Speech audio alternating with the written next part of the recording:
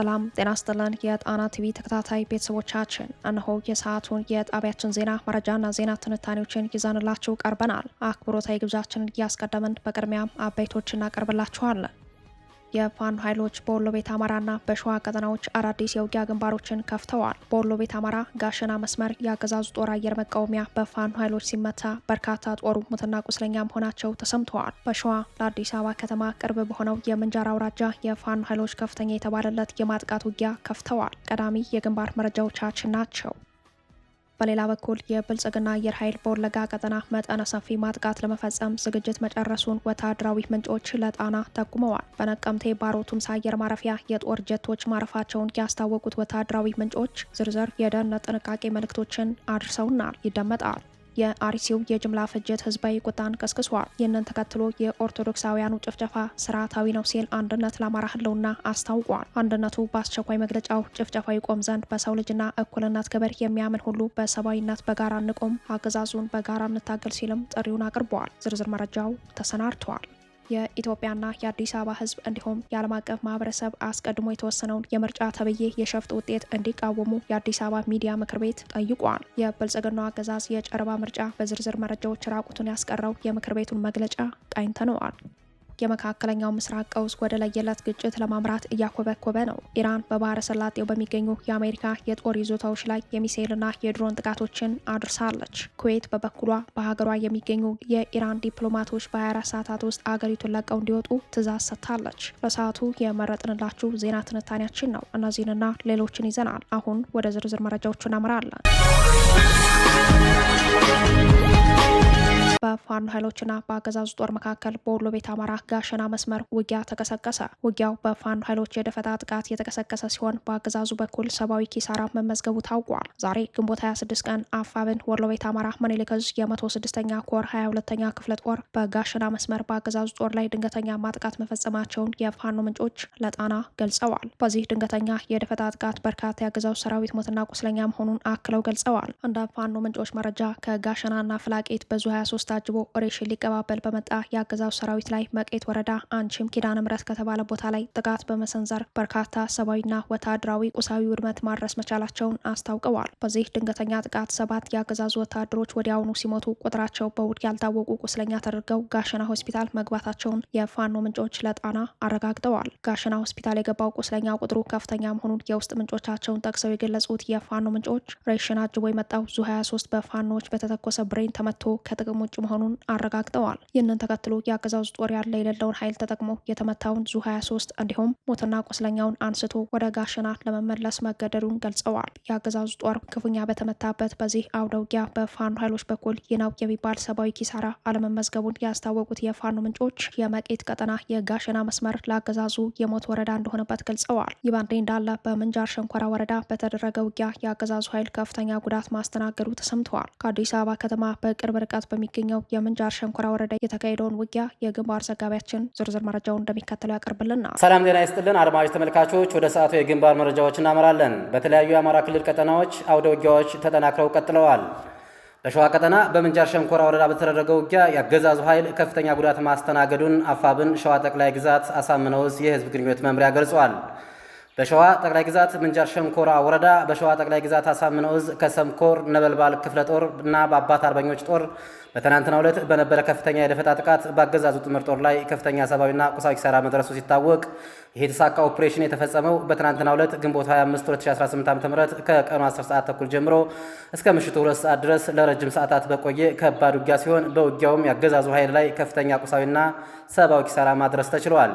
ይህ ወታደራዊ እርምጃ የተወሰደው በአምራ ቤት ቀበሌ መልካ ጆሎ የምርጫ ጣቢያ የተሰበሰበውን የምርጫ ኮረጆ ይዞ ሲመለስ በነበረ የብልጽግና ጥምር ጦር ላይ እንደሆነ ተገልጿል። የተወሰደው እርምጃ የከሰም 2ኛ ኮር ነበልባል ክፍለ ጦር ሻለቃ ፋኖች እና የአባባት አርበኞች ፋኖ ጥምረት የተከናወነ ሲሆን ጥቃቱ የተፈጸመው በጮለ ቀበሌ ልዩ ስማቸው ጃምድር እና አጉጭ በተባሉ አካባቢዎች ላይ በተደረገ የተቀናጀ የደፈጣ ውጊያ ነው። በዚህ ሰዓታትን በቆየ የተኩስ ልውውጥ በአገዛዙ ጥምር ጦር ላይ ከፍተኛ ጉዳት በመድረሱ በጉር በድንብሩ ሽፋን በመስጠትና አስከሬኑን ሳይሰበስብ የወጣ ሲሆን በርካታ ቁስለኛውን ይዞ እንደወጣ በግንባር መረጃው ላይ ተመላክተዋል።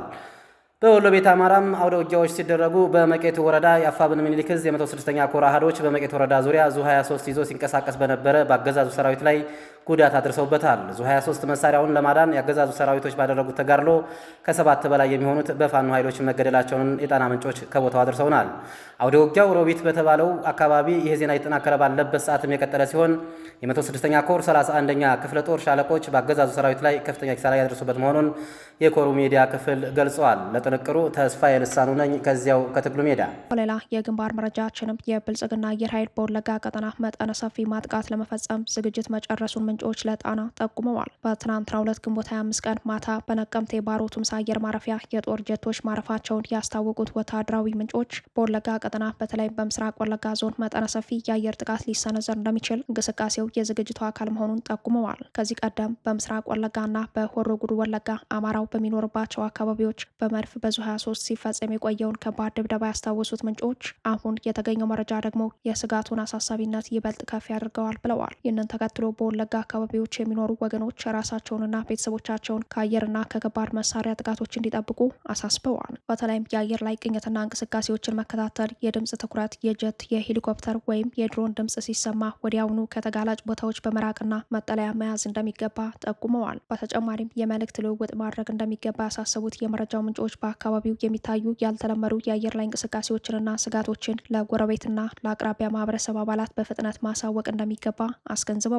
በወለጋ የሚገኙ የፋኖ ኃይሎች ወደ አንድ የተጠቃለለ እዝ መምጣታቸውን ተከትሎ ከፍተኛ ድንጋጤ ውስጥ የገባው አገዛዙ በአየር ኃይሉ በኩል መጠነ ሰፊ ማጥቃት ሊከፍት እንደሚችል የጠቆሙት ምንጮች ንጹሐን ወገኖች ራሳቸውን ከጥቃት የሚጠብቁባቸው አስተማማኝ መጠለያዎችን ማዘጋጀትና መጠቀም እንዳለባቸው ጠቁመዋል። የመከላከያ ጉድጓዶች በየመኖሪያ አካባቢውና በገጠር ቀጠናዎች ከአየር ድብደባና ከከባድ መሳሪያ ስብርባሪዎች የሚከላከሉ ጉድጓዶችን ቀድሞ ማዘጋጀትና ጥቃት በሚሰነዘርበት ወቅት በአግባቡ መጠቀም እንደሚገባ ያሳሰቡት ምንጮች ከተጋላጭ ሁኔታዎች መራቅ እንደሚገባ አሳስበዋል።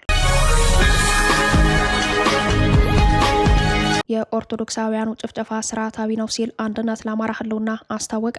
አንድነቱ በአስቸኳይ መግለጫው ጭፍጨፋው ይቆም ዘንድ በሰው ልጅ እኩልነት ክብር የሚያምኑ ሁሉ በሰብአዊነት በጋራ እንቁም፣ አገዛዙን በጋራ እንታገል ሲልም ጥሪውን አቅርበዋል። አንድነት ለአማራ ህልውና ዛሬ ግንቦት 26 ቀን ባወጣው አስቸኳይ መግለጫው የኦርቶዶክሳውያኑ ጭፍጨፋ ስርዓታዊ ነው ብለዋል። ባለፈው ግማሽ ክፍለ ዘመን በአብዮት በብሔረሰብ ንቅናቄ በለውጥና በግጭት ስም የኢትዮጵያ ኦርቶዶክስ ተዋሕዶ ቤተክርስቲያንና አማኞቿን ኢላማ ያደረጉ ጥቃቶች መፈጸማቸው ቀጥሏል ያለው አንድነት ዘውግ ዘለል በሆነችውና ከ60 ሚሊዮን በላይ የእምነቱ ተከታይ ባላት የኢትዮጵያ ኦርቶዶክስ ተዋሕዶ ቤተክርስቲያን ላይ የቀጠለው መዋቅራዊ ጥቃት ሀገር የሰራች ቤተክርስቲያን በገዛ ሀገሯ ስደት ላይ እንድትሆን አድርጓታል ሲል የመከራውን ጥልቀት አብራርተዋል። ከተለያዩ ዘውጎች የተውጣጡ ምዕመኖቿን በየዕለቱ የጅምላ እልቂት ሰለባ ሆነው ቀጥለዋል ሲል የሚቀጥለው መግለጫው ኦህዴድ ለጥፋቱ ዓላማው የዘውግም የሃይማኖት አጥር እንደማይገድበው ለስልጣን ዓላማው ሙስሊሙንም ክርስቲያኑንም የተለያየ ዘውግ የወጣውን እንደሚፈጅ ባለፉት 8 ዓመታት በተጨባጭ ያየነው መራር እውነት ነው ሲል የአገዛዙን ጸረ ሰው ባህሪ አስረድተዋል። ኦህዴድ ብልጽግና ወደ ስልጣን ከወጣ ወዲህ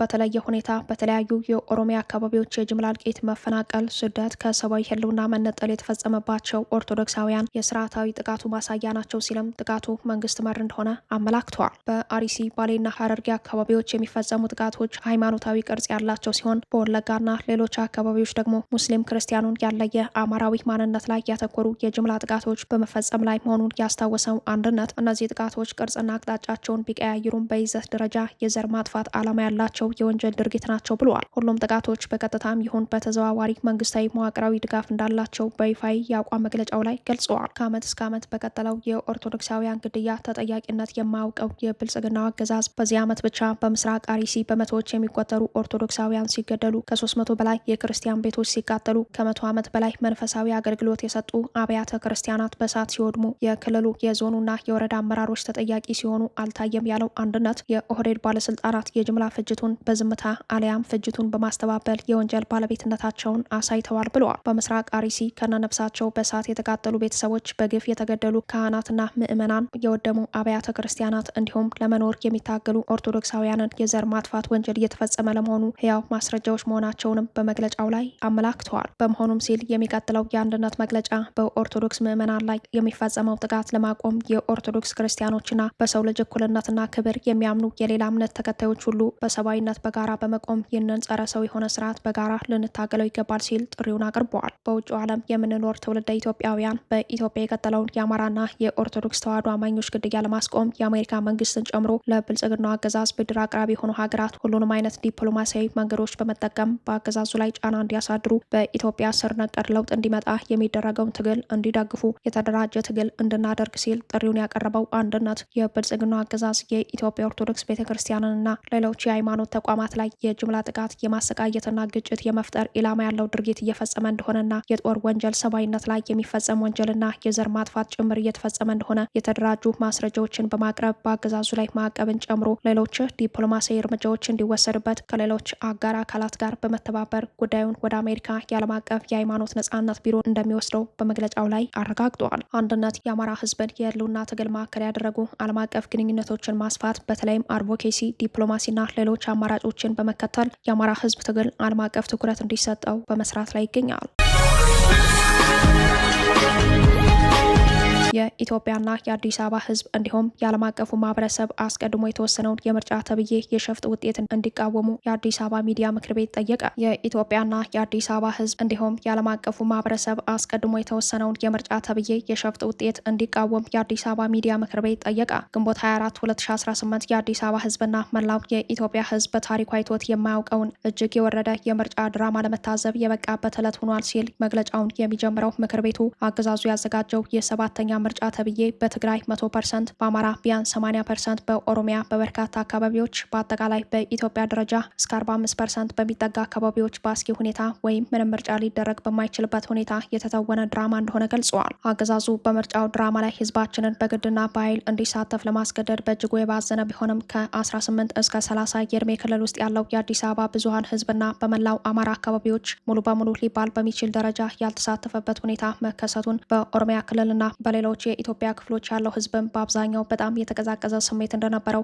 መላው ዓለም የታዘበው ሀቅ ነበር ሲል ምክር ቤቱ በመግለጫው ላይ አመላክተዋል። በተለይም አገዛዙ በአማራ ክልል ትኩስ አስከሬን የተሸከሙ ሀዘንተኞችንና ለመውለድ የተቃረበች ነፍሰ ጡርን በጉልበት አስገድዶ በድራማው ላይ እንዲተውኑ ያደረገ ቢሆንም በአማራ ፋኖ ድንቅ የጀግንነት ተጋድሎ አገዛዙ ያቀዳቸውን ድራማዎች በሚፈልገው ደረጃ እንዳይካሄድ ከሞላ ጎደል ማድረግ ተችሏል ያለው የአዲስ አበባ ሚዲያ ምክር ቤት ይህንን የከሸፈ ምርጫ የኢትዮጵያና የአዲስ አበባ ህዝብ እንዲሁም የዓለም አቀፉ ማህበረሰብ ውጤቱን እንዲቃወመው ጥሪ አቅርበዋል። የአዲስ አበባ ሚዲያ ምክር ቤት የተመሰረተው ኦህዴድ ብልጽግና መራሹን አምባገነናዊ የፋሽስት አገዛዝ ተከትሎ ለመታገልና የአዲስ አበባ ህዝብ ድምጽ ሆኖ እውነታውን ለማጋለጥ መሆኑን የገለጸው ምክር ቤቱ የአገዛዙን ድራማ አውቆ እርቃኑን ላጋለጠው መላው የሀገራችን ህዝብ ታላቅ ምስጋና እናቀርባለን ብለዋል። በተለይም የአዲስ አበባ ህዝብ ሆይ ሲል ቀዳሚ መልእክቱን ባስተላለፈበት የመግለጫው ክፍል ላይ ባለፈው ሰኞ ግንቦት 24 2018 የተካሄደው ሰባተኛ ምርጫ ድራማ ዓለም አቀፍ የምርጫ ሂደቶችን መስፈርት ማሟላት ሳይችል ቀርቶ የከሸፈ ቢሆንም አገዛዙ ነጻ ምርጫ የተደረገ ለማስመሰል አስቀድሞ በወጠነው ሴራ በአዲስ አበባ በሚገኙ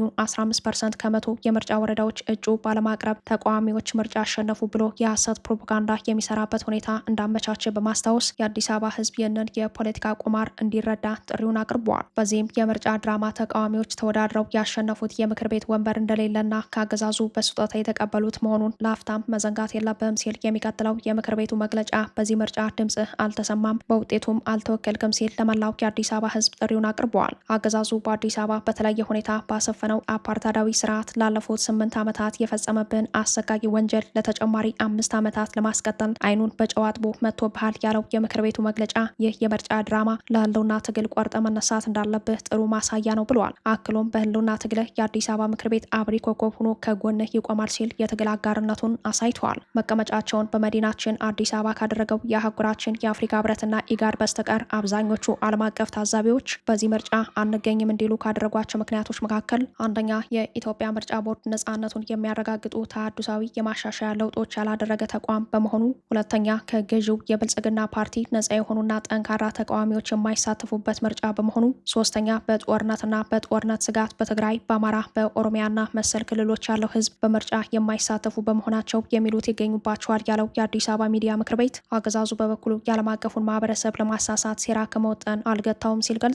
በዚህ መሰረት በሀገር አቀፍ ደረጃ በ48 የፌዴራል ፓርላማ የምርጫ ወረዳዎች እጩዎችን ባለማቅረብ ተቃዋሚዎችን በርካታ ወንበሮች አሸነፉ የሚል የድረ ምርጫ ፕሮፓጋንዳ ለመስራት እንደተዘጋጀ ይህንን የፖለቲካ ቁማር መላው የኢትዮጵያ ሕዝብ ተረድቶ ራሱን በዚህ የሐሰት ፕሮፓጋንዳ እንዳያዘናጋ ጥሪውን አቅርበዋል። ስጦታ የተቀበለ ተቃዋሚ እንጂ ተወዳድሮ ያሸነፈ የለም ሲል እውነታውን ያስቀመጠው ምክር ቤቱ በዚህ ምርጫ የኢትዮጵያ ሕዝብ ድምፅ አልተሰማም፣ አልተወከለምም፣ መጪው የፌዴራል ፓርላማ ያንተ አይደለም በማለት በይፋዊ የአቋም መግለጫው ላይ የኢትዮጵያና የአዲስ አበባ ሕዝብ እንዲሁም የዓለም አቀፉ ማህበረሰብ አስቀድሞ የተወሰነውን የምርጫ 2018 ተብዬ የሸፍጥ ውጤት እንዲቃወሙ ጥሪውን አቅርበዋል።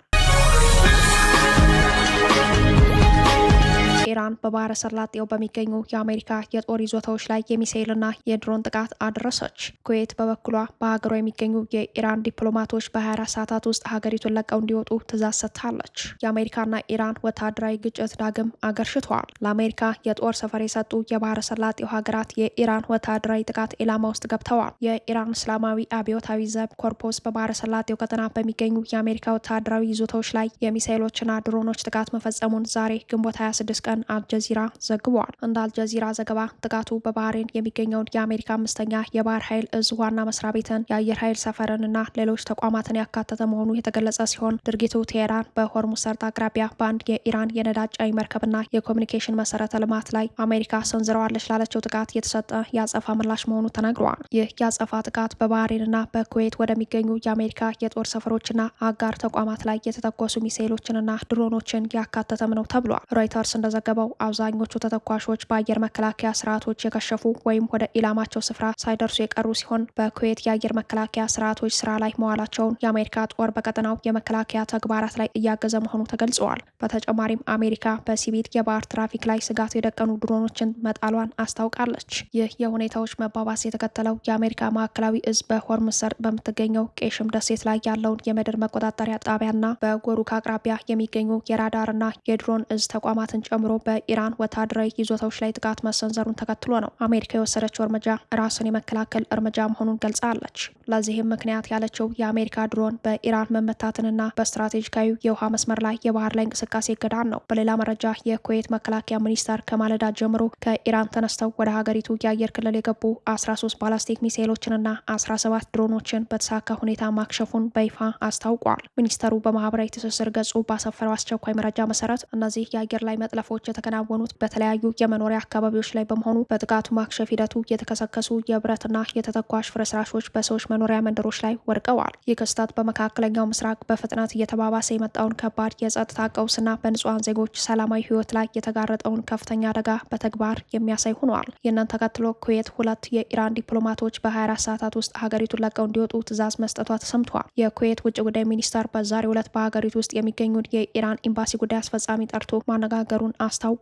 ምክትል ሚኒስተሩ ሐማድ ሱሌይማን አልማሻን የኢራን ጉዳይ አስፈጻሚ አምባሳደር ለሆኑት ሐማድ ያኩቢ በሀገራቸው መሰረተ ልማት ላይ ያነጣጠረ ጥቃት መፈጸሙን የሚቃወም ጠንካራ ማስታወሻ እንደሰጧቸው የሀገሪቱ መገናኛ ብዙኃን ዘግበዋል። ሚኒስተሩ ጨምረውም በኩዌት የሚገኘው የኢራን ኤምባሲ የሰራተኞቹን ቁጥር እንዲቀንስ ማሳሰቢያ የሰጡ ሲሆን 2 የኢራን ዲፕሎማቶች ላይ ደግሞ ከሀገር ለቀው እንዲወጡ እንደተወሰነባቸው ገልጸዋል። በዚህ መሰረት 2ቱ ዲፕሎማቶች በ24 ሰዓታት ውስጥ ኩዌትን ለቀው የመውጣት ግዴታ ተጥሎባቸዋል። የኩዌት መንግስት ይህንን እርምጃ የወሰደው በዛሬው ዕለት ኢራን በባላስቲክ ሚሳኤል እና በድሮኖች በሀገሪቱ ላይ የፈጸመችውን ጥቃት ተከትሎ ነው። የኩዌት ዓለም አቀፍ አየር ማረፊያን ጨምሮ በተለያዩ መሰረተ ልማቶች ላይ ኢራን ከፍተኛ የሚሳኤል እና የድሮን ጥቃቶችን የሰነዘረች ሲሆን መጠነ ሰፊ የንብረት ውድመት ከመድረሱም በላይ የአንድ ሰው ሕይወት ማለፉ ተዘግቧል።